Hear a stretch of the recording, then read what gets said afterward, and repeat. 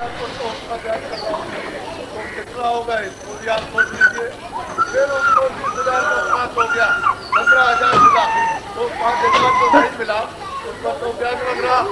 देगा कितना, 29,000 देगा कितना, 2.5 लाख बेचारा गरीब।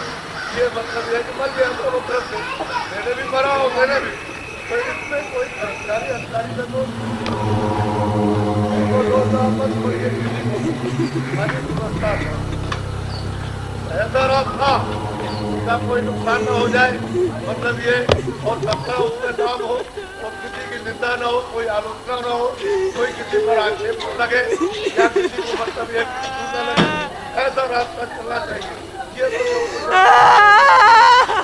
बेचारे गरीब है जो आबादी में आबादी जितनी है 80%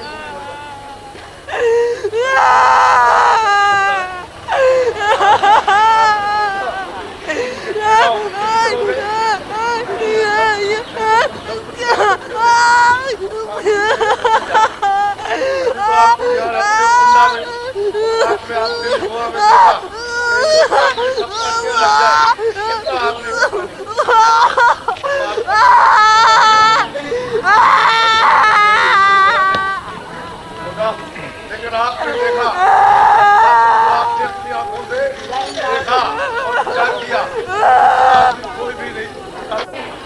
अभी इसके बाद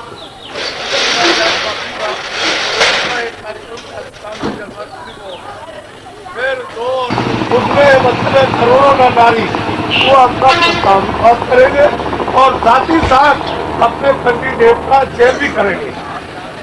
वो चयन करेंगे, पढ़े लिखे कुछ नहीं कर सकते हैं, अब उनके हाथ से निकल गया, अब तो हेल्पर काम करेगा, अब वो काम करके आपको दिखाएगा।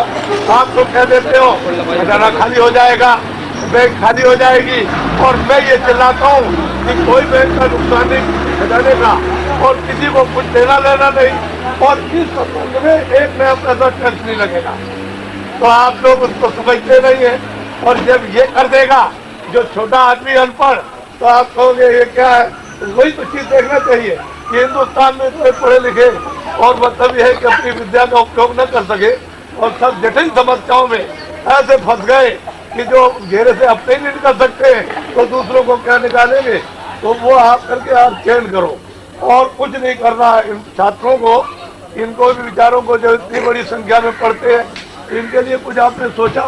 कुछ नहीं सोचा, बस इतना ही किया है। इन सब लोगों ने कि आंदोलन करो, हड़ताल करो, तोड़ फोड़ करो, रेल जला दो, बस जला दो, कारखाना जलाओ, स्कूल तोड़ दो और उसके बाद में दफ्तर जला दीजिए, इनको सड़क उखाड़ दीजिए।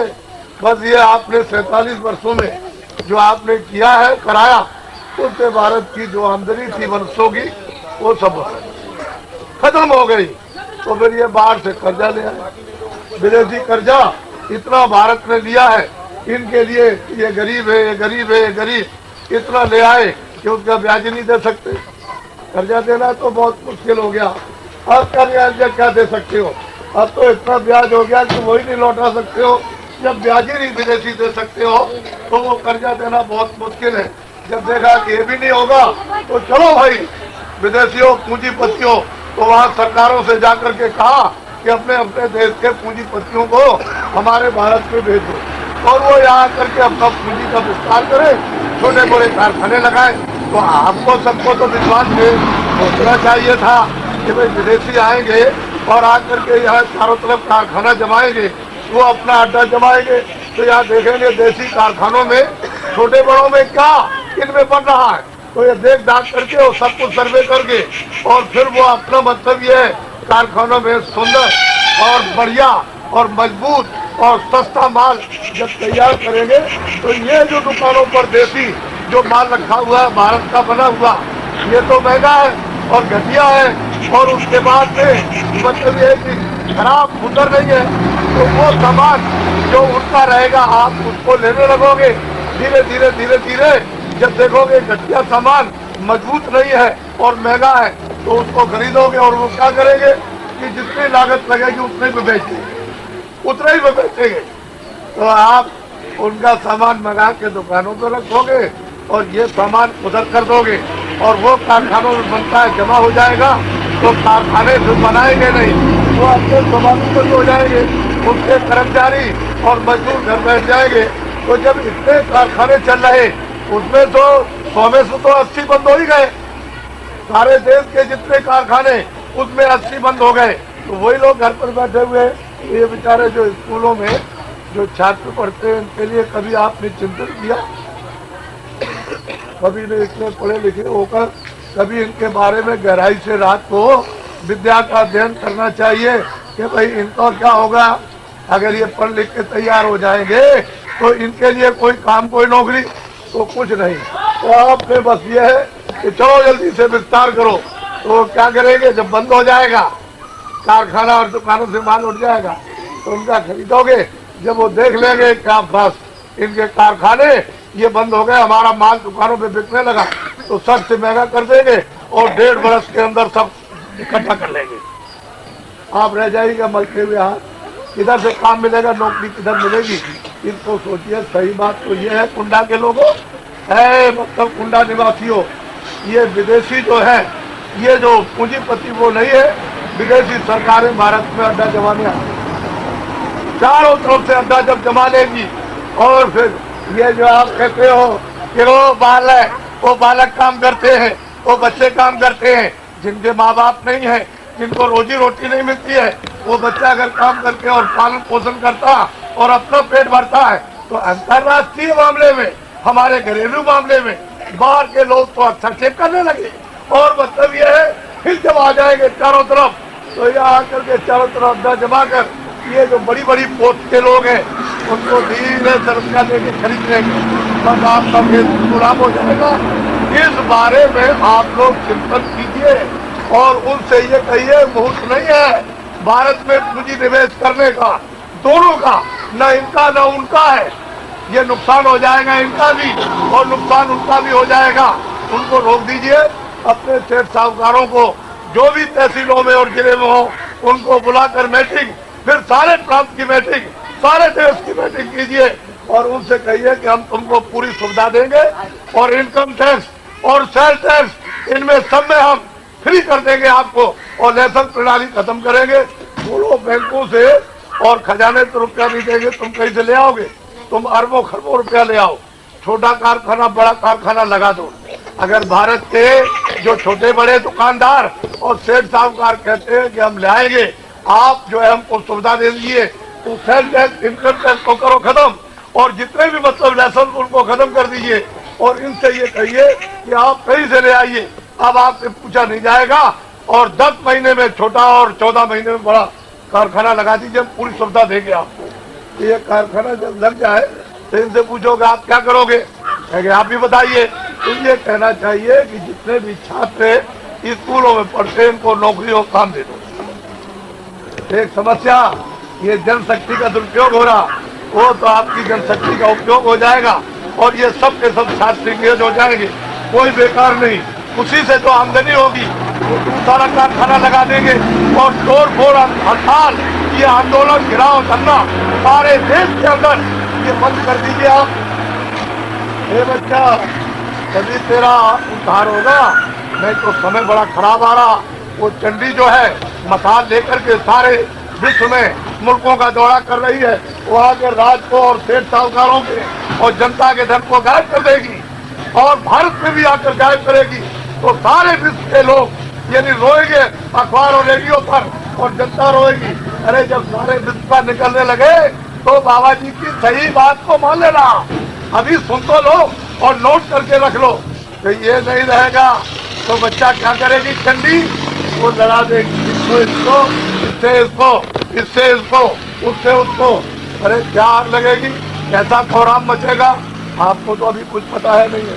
इसलिए हमारी एक एक बात पर इसको ध्यान दीजिए और काशी आइए। 9, 10, 11 फरवरी को भूमि द्योतक सम्मेलन होने जा रहा, करोड़ों आपको देखने को मिलेंगे, ये नरमुंड देखने को मिलेंगे, तब आपको पता चलेगा कि ये क्या हो गया। वहाँ देखिए और सुनिए और उसको समझ लीजिए। और आप लोग बोलो मेरा नाम तो जय गुरुदेव है नहीं, आपका भी नाम नहीं, बोलो जय गुरुदेव। जय गुरुदेव प्रभु का नाम है उसका, मेरा नाम तो तुलसीदास। बोलो जय गुरुदेव। जय गुरुदेव। जय गुरुदेव। नाम किसका? परमात्मा का। देखो भूमजोत को, ये तुम्हारा नाम नारा है, तुम्हारा काम है, तकलीफ तुमको है, हमारी कोई बात नहीं। हमको तो न दिल्ली का कुछ चाहिए न नखल का, हमको तो कुछ वो तकत चाहिए नहीं। हम तो चाहते हैं कि तुम्हारा भला हो जाए। तो तुम्हारा ये नारा बच्चों से कहो कि हर एक दीवार के ऊपर में ये शासन वही करेगा, ब्याज हमारा माफ करेगा, शासन उसका हम पर होगा, तो ब्याज हमारा माफ करेगा, उसका शासन हम पर होगा, ब्याज हमारा माफ करेगा, उसका शासन हम पर होगा, उसी पर गिरेगा, ब्याज उसी पर गिरेगा, उसी पर पड़ेगा। कोई चीटी की बुराई है? अरे प्रधान है, सरपंच है, ब्लॉक प्रमुख है, एमएलए है, एमपी है, मिनिस्टर, कोई कर दो आप, हम आपकी तारीफ करेंगे और सारे देश के अंदर जज करा देंगे। इसमें कोई नुकसान नहीं होगा किसी का भी, न जनता का नुकसान, न कर्मचारी अधिकारियों का, न सेठ साहूकारों का, और न कोई टैक्स लगेगा, न खजाने का कोई नुकसान होगा कि खजाना घट जाएगा, खाली हो जाएगा, ऐसा कुछ नहीं है। आप कर दीजिए, इसमें तो चीटी की बुराई, लेकिन अब ये है कब तो कुछ न कुछ होगा ही। तो ये तो देश में आपको तो मालूम नहीं है कि भाई 18 में जब ये सत्याग्रह शुरू हुआ था अंग्रेजों का निकालने का, और वो 30 साल तक चलता रहा, 48 में जाकर के आजादी मिली है। ये तो अभी आग लगने वाली सारे देश में, ये सारे देश के अंदर फैल गया। और आपको नहीं मालूम है कि फूस पर अगर कहीं आपने आग डाल दी तो सुलगती हो तो उसको देखिएगा ये क्या हो रहा है, जरा देख लीजिए। और नहीं तो हवा आई और आग लग गई तो गाँव में जितनी होती है सब निकल जाएगी। तो आप लोग इसको देखो, ये चारों तरफ फैल गया सारे प्रदेशों में, और इसी तरह की आवाज जगह जगह अपनी दीवारों पर लिखो, हम भूम जोतक है, हम पर शासन वही करेगा। ऊपर नीचे कि जो ब्याज हमारा माफ करेगा, उसका शासन हम पर होगा, चार लेने, फिर नीचे लिखो वोट उसी पर पड़ेगा। लिख दीजिए आप, बस इसको याद रखिए। और तुम्हारी इतनी बड़ी जनशक्ति जिसको तितिर बितिर और 3 के 13 कर दिया, अगर तुम किसी को समाज करके रखते तो क्या तुम्हारा काम ही हो जाता? ये कौन सा बड़ा काम है? यदि भूमजोतकों का ये ब्याज माफी का कोई बड़ा काम, कोई बड़ा काम नहीं है। ये तो ऐसे चुटकियों में हो जाएगा। ये तो जो चीज होनी है वो चल, वो तो होगी, वही करो, इससे क्या, वो तो समय आएगा, वो तो सब समय से ही। तो आप समय को चूके नहीं, आपकी मत चूको, अभी के हो जाए। जब तुमको एक अधिकार दे दिया उसको उपयोग कर लो। बोलो जय गुरुदेव। हमसे कोई भूल चूक हुई हो तो अच्छा सच्ची बात है, हमने कोई बुरा तो नहीं कहा? अरे बोलो, कुछ बुरा तो नहीं कहा? अच्छा सच्ची बात बताना कि किसी की निंदा तो नहीं की है, कोई आलोचना तो नहीं की है किसी मुसलमान की या किसी हिंदू की या किसी छोटे बड़े की या किसी ब्राह्मण क्षत्रिय की? तो आप वो रास्ता निकल चलो, अब बुराई किसी की मत करो। कोई तुम्हारे क्षेत्र में आ जाए तो कहो आइए सरकार हजूर, और गरीब मतलब परवर गरीब नवाज आप आइए, रूखा सूखा जो कुछ भी हो एक रोटी खाइए, और हम बड़ी मुसीबत में फंसे हुए, सरकार आप कैसे आए? हाथ जोड़कर सिर दबा करके उनको प्रणाम कीजिए और कहिए कैसे आए? कह लगे हमको दिल्ली लखनऊ जाना। अरे सरकार मर गया, और मैंने मतलब ये कर्जा ट्रैक्टर के लिया तो मतलब यह 2.5 लाख में 2 लाख मिला। अरे सरकार ये सीधा 50,000 पर जो ब्याज लग रहा, सरकार वो मतलब ये, अरे सरकार मुझको मिला नहीं, जो मैं आपको अपनी तकलीफ बताता तो सरकार ये ब्याज कौन माफ करेगा? हजूर गरीब परवर, अरे परवरदिगार, अरे बच्चों गरीबों के बच्चा, आप बड़े प्यार से, कोई किसी की निंदा आलोचना नहीं करना, प्यार से कहो। और जब वो कोई उत्तर न दे तो वो जाने लगे, तुमसे कहो सरकार अब तो मतलब ये वोट नहीं पड़ेगा जो हमारा ब्याज और कुछ नहीं करना, कोई किसी को कुछ नहीं करा, किसी तरह से धीरे से निकल चलो, नमन करते हुए से झुका, तभी बेड़ा पार हो जाएगा। अरे बच्चा ऐसे काम नहीं होने वाला।